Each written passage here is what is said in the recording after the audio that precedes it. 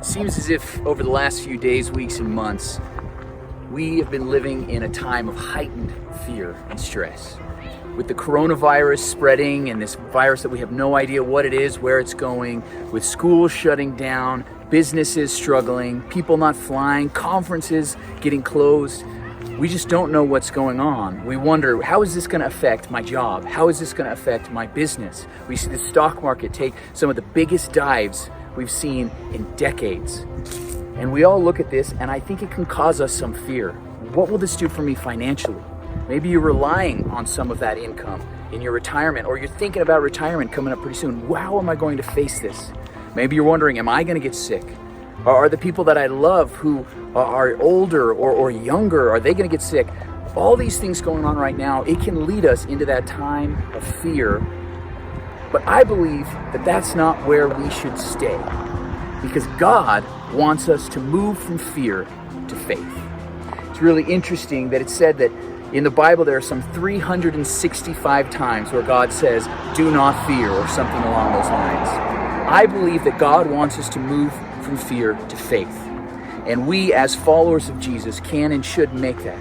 So what we're going to talk about over the next 15 days is how we as individuals can move from fear to faith. And we're going to do it as a journey. You see, back in the times of the Bible, there was a series of psalms that were written, songs really, that were prayers written to God.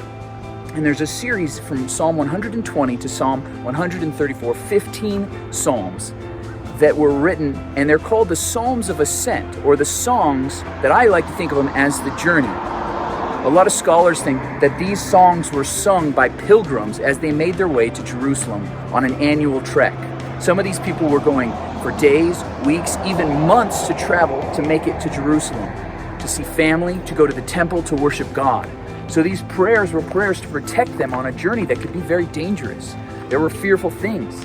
They were afraid that they could run into people that would rob them and attack them. There might be people that would stop them on their way, because sometimes they had to go through enemy territory, literally. Other times, there might be wild animals that would stop people in the night. The point was, these journeys were dangerous, and they were asking God to protect them. And it's interesting, in Psalm 120, the first of these songs of ascent, the psalmist cries out in the very first verse and says, I call on the Lord in my distress, and he answers me. See, feelings of distress and anxiety and fear are common to all of us.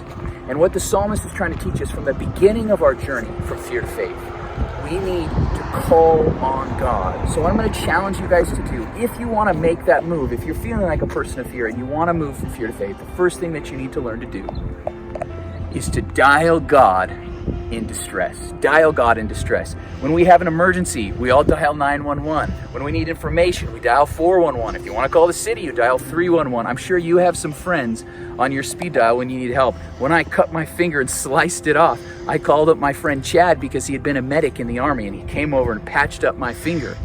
See, we all have somebody that we call when we need help. But the thing is, when we're dealing with those internal pressures of anxiety, of distress, of fear, who do we call? Well, we need to learn to dial God in distress. That is the first step that we need to take on our journey from fear to faith. So over the next 14 days, and maybe you're quarantined right now, so this is exactly how much you need, I want to encourage you to read these Psalms, look at them for yourselves, and cry out to God. So today, I want you to take the next few moments to read through all of Psalm 120. It's very short. It'll only take a minute or two. So read through it, and then pray. Dial God.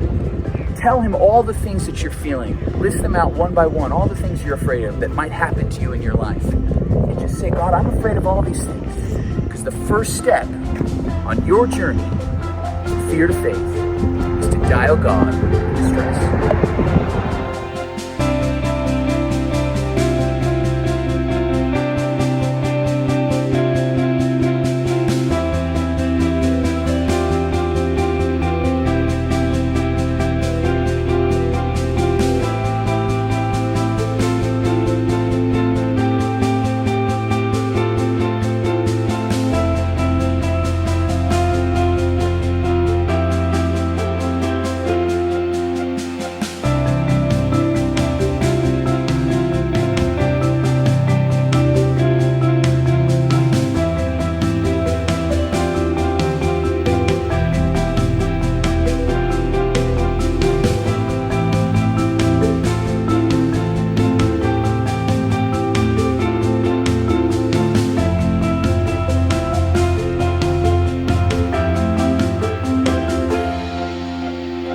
you.